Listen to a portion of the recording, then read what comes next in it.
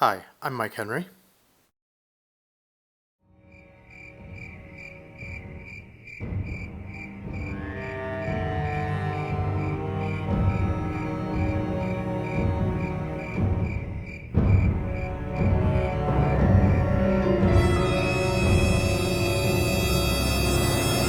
Alright, so here we are into the third character in this series of monster characters. This one's name is Lucy. It's called Can't Keep Lucy Down, this particular piece slash video, because after the last two characters, I mean, all these characters have like a fun vibe to them, but the other two characters are definitely more serious in tone. And I didn't want to have every character, or at least I wanted to break the streak of the characters so far, being just really kind of heavy and just trying to be like badasses. This chick is still a badass, but she doesn't have to be all brooding and dark about it, and I thought that that would be fun. Also, I thought it'd be fun to go for this kind of interesting body type where she's got these big hips and these big legs, but she's also got like guns on her. She's nothing to mess around with. That said, she is one of the she's like a science-oriented character, so she's smarter, I would say, than the other two characters, and part of that's because she comes from science. So, trying to key off of some of the other ideas that I've expressed, for instance, the fact that Larry in some ways is kind of like Frankenstein, not meant to be directly Frankenstein, but kind of like him. And then how Hazel is similar to a werewolf or a cat girl or just a beast person. So this character, I wanted to be more of that like sci-fi, science-y horror monster kind of origin, but in a completely different interpretation. One thing that I want to point out you're going to see in this piece is a lot of colors. I knew I wanted her to be kind of colorful from the beginning, but I didn't know exactly which direction I wanted to take it, and I wanted her to still feel different from the others. So you can see right now it's like a light show, and that's because I didn't really know exactly the direction that I wanted to take it, and I wanted to experiment with lots of different things. Now, each one of these color variations I stared at for much longer than what you see here, but with the time lapse, they just kind of fly through much quicker. So now that I've referenced the crazy colors you're going to see throughout this whole thing, I mean, I'm sure there's some people that are going to see some colors that they're going to be like, oh, I like that one more, or I like this one more. I think in the end, I ended up on something that I was really happy with. So going back to the origin of the character and sort of what she's trying to accomplish, she is like the sci-fi sort of came from the deep type thing.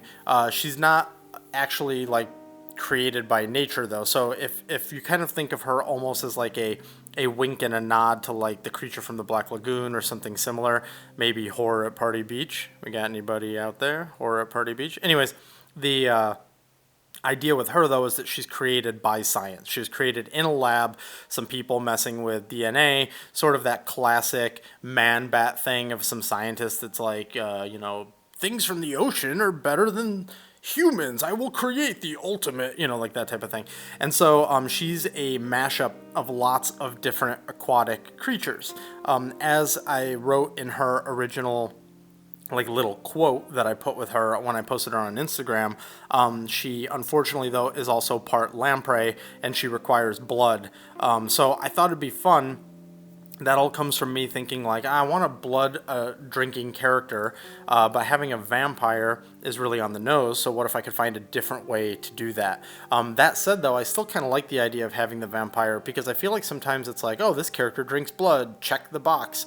And so I kind of also like the idea of maybe a couple of them do, and it's just they even have conversations about drinking blood. I don't know. Whether or not we end up having a vampire in this lineup, she right now fulfills the blood drinking sort of quota for the team. You can see here now we're going back to what the hell color do I want her to be. You're going to see that happen a lot. The one thing though you'll see me coming back to quite often is sort of a blue or a purple. I really like the purple, which is what you see right there on screen right now. But there was like a heaviness to it, and I was trying to figure out how to alleviate that. I always wanted to have the patterning on her of having this saturated color like at the end of her tentacles and at the end of her tail, and I always wanted to have this kind of like belly, underarm, undertail kind of color happening.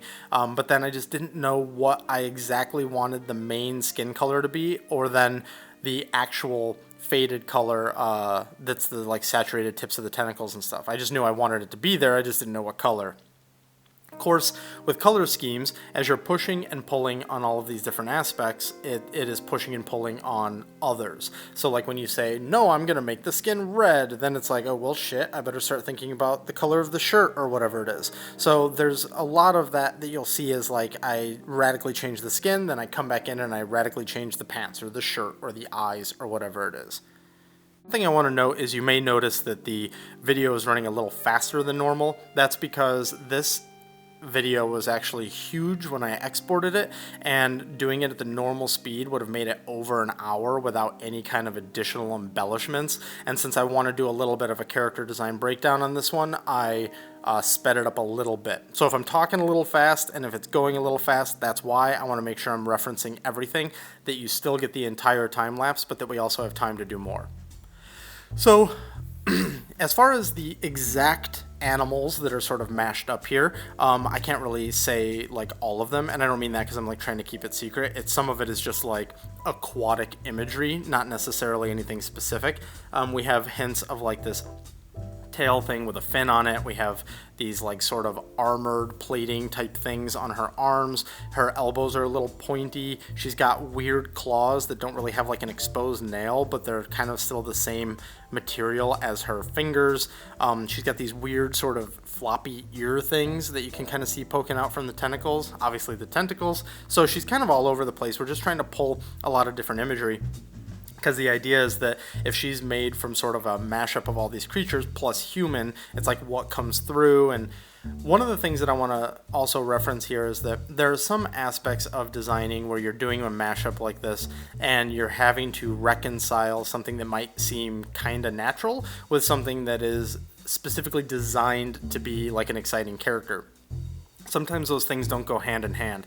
I think that a lot of the times if you see like certain creature designers maybe who are super scientific about it, you'll see that sometimes, and I'm not saying it's like their fault or anything, it's just the process, sometimes they'll end up on a monster or a creature that doesn't even look that good, but it's completely logical. And I think that you have to always be balancing those. It's like trying to find something that you're like, yeah, that makes sense, that feels science-y, with the fact of like, but does it look good? And so when we're doing a character design, at least the type of character designs I like to do, I always want them to be appealing in some way. Even if you have somebody who's like ugly or disgusting, you try to find things that are cool, like either the shapes feel good or they're exaggerated in a certain way or whatever it is. That's sort of something that goes all the way back to how Disney always used to say that their villains even look like attractive or look appealing or whatever it is, and I think that's the exact same principle that I always try to follow. Now, something I want to reference as far as that appeal goes is her nose. As you can see in the rough sketch, she has almost like a dinosaur nose or an amphibian nose or something like that, and that's actually what I really wanted her to have. Once we get to the coloring part, you'll notice that I just go fucking stupid on it, and I start giving her like this little petite pointy kind of nose, and it doesn't fit the character at all. And now when I look back on it, I'm like, how did I ever go mad like in the middle of this illustration and do that? Because when I look at this stage, like the rough stage, and I look at the end stage, it's the same character, and then at some point in the middle it just gets bad. So once that starts happening, I'm going to reference how bad it looks, and then I'm not going to talk about it again because I hate it. So we'll I then come back in later and I say like, oh, okay, I've totally fucked this up, and I redo it.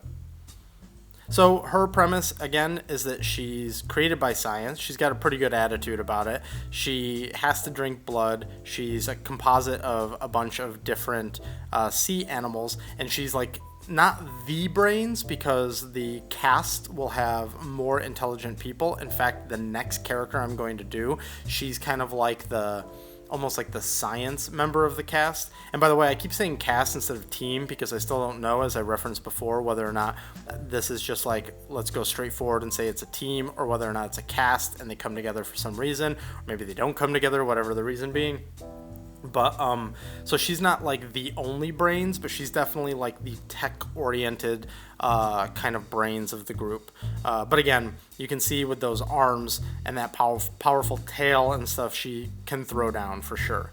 I don't really want to do that thing with these characters where we say like this one's smart, so that means they're also not strong. I mean, these characters so far are all these like big monsters, and they're all like horror or sci-fi or whatever related. And I feel like if you had a character that was this composite of all these creatures, like she would just be like a beast. She would be super strong. So, so she, I would say, is probably as strong as Hazel, although less like damaging probably in combat. I look at Hazel as like the type who could just kind of go nuts, and then Larry is stronger. He's not necessarily as dangerous as Hazel would be in a fight, but he does have the strength, so he would be able to do, you know, whatever strength requires. Lift something up and throw it, punch something really hard, but again, that doesn't necessarily mean that he has the capability to do damage. It's kind of like, you could say it's like, Hazel is like the Wolverine of the group,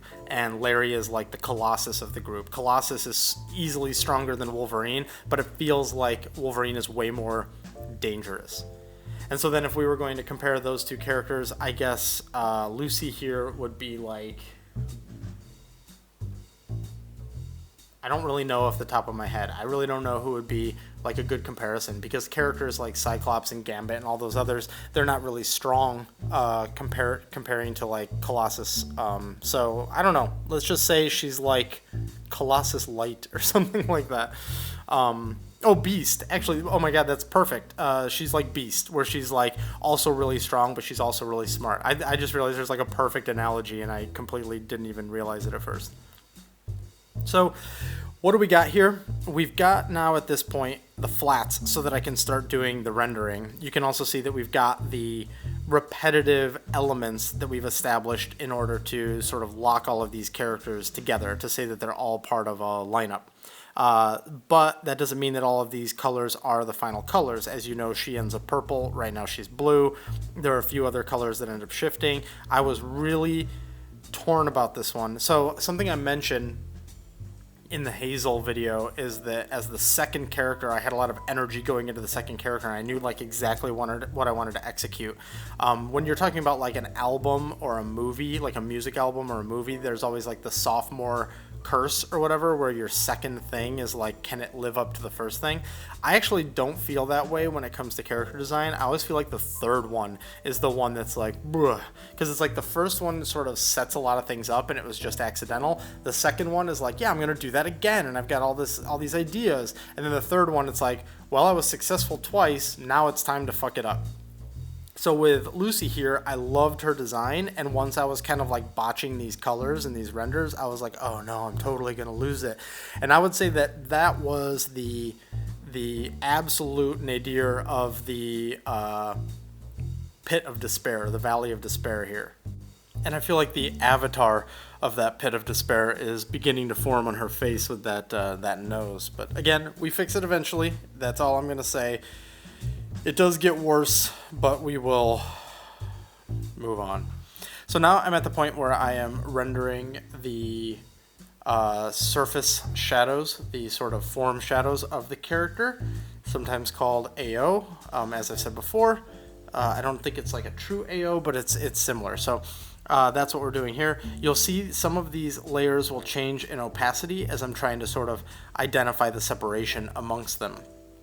Sometimes that can be a little bit challenging. That's something I haven't referenced before. When you've got a background that's so dark, and then you've got a character that has, well, especially this like blue skin, but let's just say skin that can become complicated by being reduced on the background, you can't really adapt the shadows or render the shadows exactly how you would want them to. Sometimes you feel like then when you turn everything back to 100% opacity, it's kind of like a mess. It's like either it's too harsh or maybe you actually blew it out a little too much or something. So every now and then you have to kind of do a check and then go back in and kind of re-smudge them around and everything. So those 3 canisters she has on her belt, those are blood. She does her best to not have to get blood from other sources. She doesn't have any kind of blood lust like a vampire is usually shown as having. She's more of just like she needs it and she gets it when she has to. But there's no like, oh, I must feed like type thing. It's more like she's like, I'm fucking hungry. So that's that. She does eat other food as well, although not a lot because it makes her sick. But she likes the taste, so she does it anyways. So while working on this one, as I said, there were a lot of color issues trying to figure it out. I mean, it wasn't that they weren't working. I feel like a lot of the schemes were working. It was more about like working, meaning amongst themselves. I feel like it was more about like what I wanted the character to be and was it working well for that purpose. The sort of like her in the lineup, did I feel comfortable with that? We've got the other 2 characters that have like the pinky glow and then the blue glow and then she's got the yellow glow. And even though I think that is that was like fun, as I said in the Hazel video, I'm not really going for sort of like a Power Ranger-y thing where it's just like I'm checking off all of the primary colors. It was more that just felt like a good way to start getting some diversity, and I thought that glow was like a fun element to keep going. But then I want to break it sort of as soon as I can. And actually the next character that I'm going to release is... she completely breaks the theming of sort of like this monster that has like a glowy aspect. In fact, she's not even a monster, but she does have a glowy element to her. So I'll leave it at that. But the point there with that character is to instantly start breaking the repetition and the sort of expectations of what every character has to be, so that we can start expanding it a little bit. Something that I've been in the trap of in the past, whether I'm designing characters for a lineup or even something that was a trap for me when I was doing my Pink Hair Girl art book way back when, was that sometimes when you establish these rules and you say to yourself like, oh, things are going to be like this, they'll all be like this, it just gets either too repetitive or it's too limiting for you as an artist, or you're not really serving a better product by having it be that repetitive, things like that. So I learned that like once you start nailing down some things that are kind of like shared amongst the characters or amongst your illustrations or whatever, it's also really good to then start instantly breaking that and then expanding it so that it doesn't feel like it's too locked in. It's kind of like if the Ninja Turtles were like, okay, these 4 characters are turtles, and so let's keep doing more turtles and more colors and more turtles, and then you just have this giant cast of turtles or turtle adjacent creatures. But instead they instantly went wide with it, with like Bebop and Rocksteady, and then the like frogs, and then Baxter Stockman, and like all those characters, so that they were like expanding it and expanding it. Yeah, they were keeping with a theme where a lot of things were basically just mutant hybrids of like humans and animals, but at least they were very quickly getting out of that instead of being too restrictive. I think an example for that was like in my Pink Hair Girl book. Originally, all of the characters had the same skin tone, the same eye color, the same hair color, the same everything. I mean, even the characters have like piercings. All the metal in that was the exact same palette, and so that was done as like this kind of like this artistic, intellectual artistic thing of just like, yes, what can I do with the same palette over and over again? But obviously, especially when you're doing humans, that limits like your diversity. It limits the people that can resonate with your art. It limits even just your fun. When you're just drawing like the same type of person over and over again, it can get really, really boring. And so after, I don't know how many I did, maybe 10 or maybe not more than that. I feel like it might have been 10. I started doing people of different ethnicities, and it was like way more fun, and I felt like the book was way more inclusive, which is really important to me. And so from that point on, it was just like, okay, that taught me very quickly, and that does it in sort of like a philosophical reason, like a social, this is important kind of reason. But then just if we're eliminating that for a second and just talking artistically, it expands the premise of the book. It expanded my enjoyment of it. It made it so that it was just a better product. And then on top of that, of course, the added benefit of representing more people, which is always important for us artists to be on top of. So anyways, that was the first time that I sort of really, really learned that lesson. I had done it in character design before that, but that was more just organic, because it was like, oh, we need a character now that can do XYZ, and then you were just naturally doing a different design because you had a different function for the character. So in this sense, that's the way character 4 will be for this lineup. So we've got Larry, who's got the pink glow, then we've got Hazel with the blue glow, we've got Lucy here with the yellow glow, and then it's like, oh, the next one will have green glow, or the next one will have whatever glow, but nope, the next one's gonna break that mold. There is a glowy element, but it's not the same premise. And then we'll start bringing it back again, but we need to sort of spend some time doing something else in order to expand things. Not to mention, I'm sure this world will have like a human character at some point, right? But they're not fun. But I think the interesting character design challenge is like, can I stick like a regular ass human in this lineup and have that character be as cool as these other characters? I think that would be an important test, because I think as in character design, it's kind of like, you know, we've got to have some rest, some visual rest, even in the cast lineup. But I think that there's a way to have rest that's more of like, it's not like you're returning to 0. If your characters are cranked up to 10 or 11, pulling them down to like 8 or 7, that actually feels pretty significant. And so you want to make sure you're not constantly assaulting the viewer with like constant crazy colors and crazy designs and super over the top. But when you're trying to find that rest in there, it doesn't have to be so simplistic. Now, I'll start talking about the functional aspects of the layers and all that stuff real quick here. This is more or less logically split up, but due to the larger canvas size, I have limitations on my layer count. So I have to be pretty economic with these pieces. I didn't have to do that much with Larry, and Hazel wasn't too bad. This character, there's a lot going on, and actually in character 4, it's even more of a mess because there's transparency involved, and so I need to like double up on some of my layers, and it's that one's actually kind of a hassle. In fact, I'm recording this video to take a break from that one just because I'm at that point where every time I make a new layer, it's like, you're at your layer limit, and that's just really exhausting. So I'm kind of taking a break to do this. But let's talk about the layers. We've got all the tentacles on her head are all the way in the back. And then we've got like her body and her head are the same. And then I think I should probably check these things. Let me check. Yeah, so the head and the body and the tail are all in the same layer. Same thing with the legs and the hands and arms and stuff like that. That's all in the same layer. And then we've got her like sort of front tentacles, the ones that go over her head and over that headband, those are on a layer as well. And then in amongst all of that is all the other layers sort of where they logically should be, although trying to find opportunities to merge them together. Like I think pretty early on, her shirt and her pants become the same layer because it's very easy for me to select one or the other and then color shift it. And then at some point the bandana around her arm also gets added to those layers just because, again, it's easy for me to select, so it's not that big of a deal. The canisters in this case are all on separate layers at this point. Then what happens is when I go to paint the final version of those canisters, I paint one and then I position them all, and then as soon as I get done with the AO pass, I merge them into one layer. That's not something I love to do, but it's just the reality of the situation.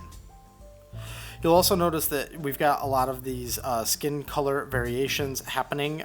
We've got the stuff that's like on her stomach and her arms. That I believe will get a little bit more love at some point. But also the blue that's currently fading, the turquoise that's fading onto her sort of like arm scales, whatever. I'm missing the word for some reason. Those go away because it's just too much noise. Once I decide to bring in the glow onto the end of the tentacles and onto these like little pads on her fingers, there's a lot going on, and we're trying to reduce at that point. Speaking of a lot going on, you saw probably in the rough sketch that she had glasses on. And they will, I believe, turn back on at some point, and then eventually they'll just go away. I had somebody comment on Instagram saying like, "Hey, I saw the glasses. Like, is there any chance those will come back?" The reality is that I just thought it was a little too noisy to have the glasses as well. I think that she does wear glasses. Like that is a thing for this character. She doesn't wear them all the time. It's like that thing where like when she wants to see something a little better, she puts them on, that type of a thing. But I thought that it was just a little too much going on for the illustration, especially as like an introduction into the character, and so I took them off. But the idea is that she does in fact have glasses and she wears them when she needs to.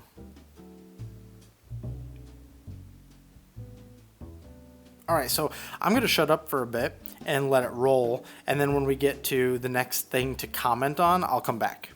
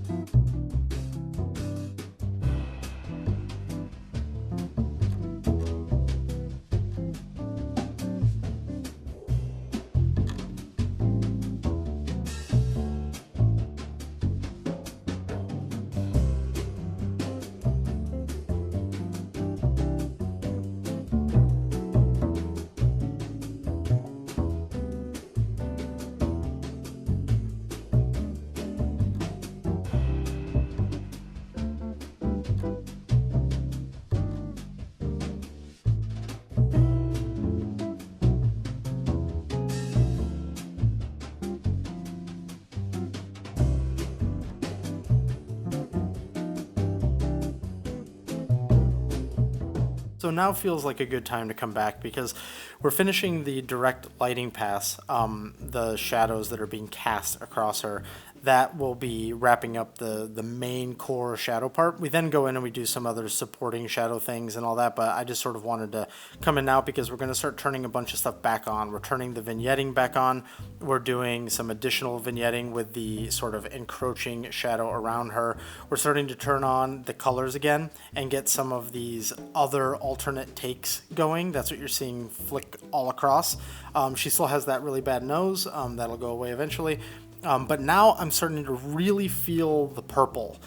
Something when I've been doing these characters, actually someone who's sort of been my consultant ever since I did this character, ever since I was working on this character, is my wife. She basically always is someone who sees my art before it goes up anywhere. So when I'm working on something like this, I like to sort of show it to her, especially if I'm doing a female, because I feel like she's a pretty good judge of like what will resonate, or at the very least, like if I fuck something up. So I always try to like run things by her first. So I was showing her this character and I was like, does this work? And I'm always also really sensitive about like constantly representing female characters as being like pink or purple, these colors that are considered kind of feminine. I know that's not like super cool to a lot of chicks. So for this, I wanted to run a lot of these colors by her and sort of get her opinion on them.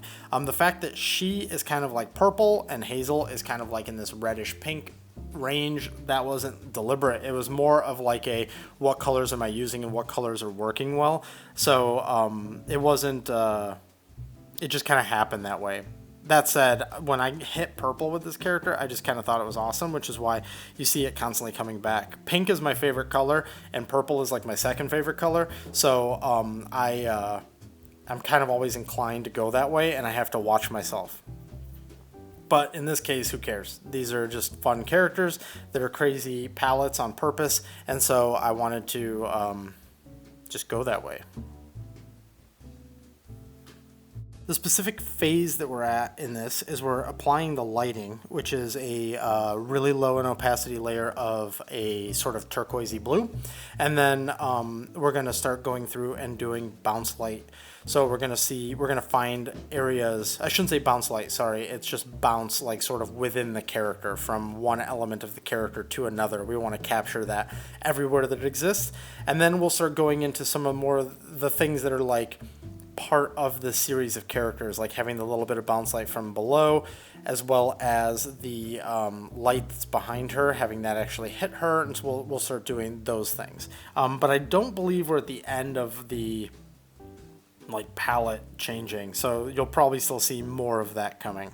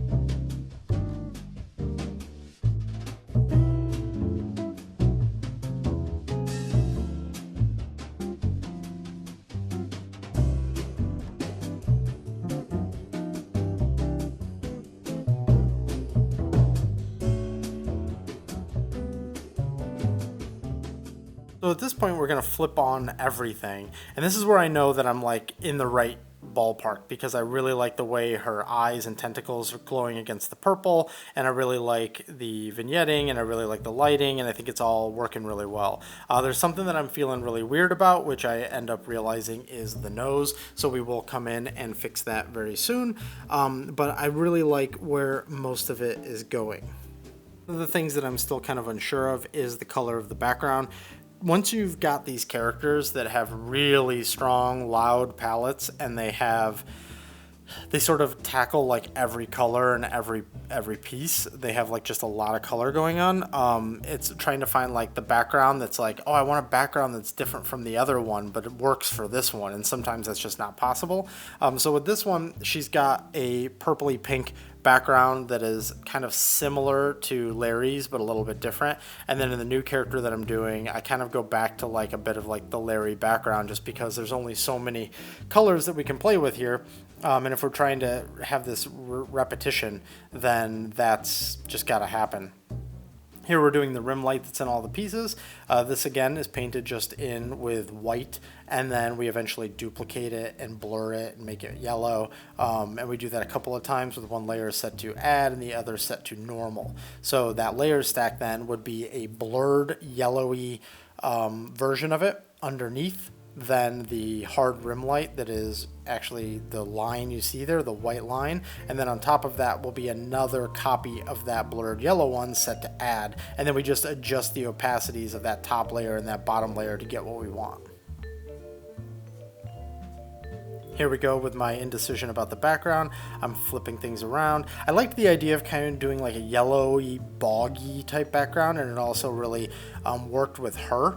But it did also kind of also diminish the glow of the yellow, which I wanted to be like the punch of the whole thing. So I eventually ended up going with the sort of pinky purpley, just because, well, mostly because my wife was like, do that one.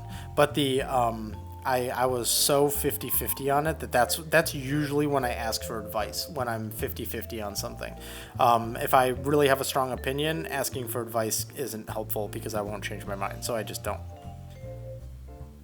He just came off of what would have been my first sort of like saving out and well, not my first, but my major towards the end, saving out and keeping it on my phone. And I realized that I wanted the rim light to have more love. I had kind of rushed it. So here I am going in and just making sure that's a little cleaned up, giving it a little bit more dimension, making it round off on the, like for instance in the arm right there. I'm just making sure that it's better because it was a little rushed before. Here is where I find that the hard cut on her left boob on the top side of it was too harsh. It made it just look like the boob was kind of like placed on there. So I rework the lighting there because it was just too harsh. I needed to soften that. And now is probably, yep, there we go. This is where we're doing the nose. The flipping on and off of layers was me trying to hunt down exactly what layers were impacting the nose. And now I'm in there trying to make sure that this nose reads much more like the original sketch did. Then I work on the patterning on the face because now that I've changed that, I needed to get it right, and I was trying to find the patterning that looked the best, the one that looked like it was natural but also gave us some good character design aspects, and that's when we end up just sort of doing this lower half of the face version, but trying to find the right way to do it basically so that it looks good and doesn't have any kind of like weirdness to it, and gets us a good look for the character. All these last sort of jittery bits is usually when I'm flipping stuff on and off because I see little things here or there that I want to tweak, and it just sort of all gets captured. We do a last minute change to the face markings. Turn on all the layers, get the glow going again. And we're coming in on the end. And this is the end right here. I love this character. I'm kind of on a streak right now, and I don't mean a streak because it's like awesome art. I mean it's like art that I'm not upset about, which is a great streak to be on. The next character, we'll see if I can keep it going. Now, I said I was going to do sort of like a wrap-up where I look at all the characters. I'm going to pull an audible here. I just changed my mind.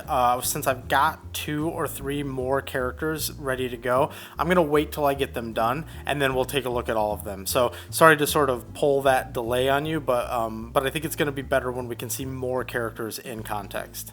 Last thing I want to do is just show you this fun little classic black and white monster version I did, which is just kind of fun to see all these characters in that context. So thank you for watching. If you enjoyed this video, please consider hitting like and subscribe, and I'll see you on the next one.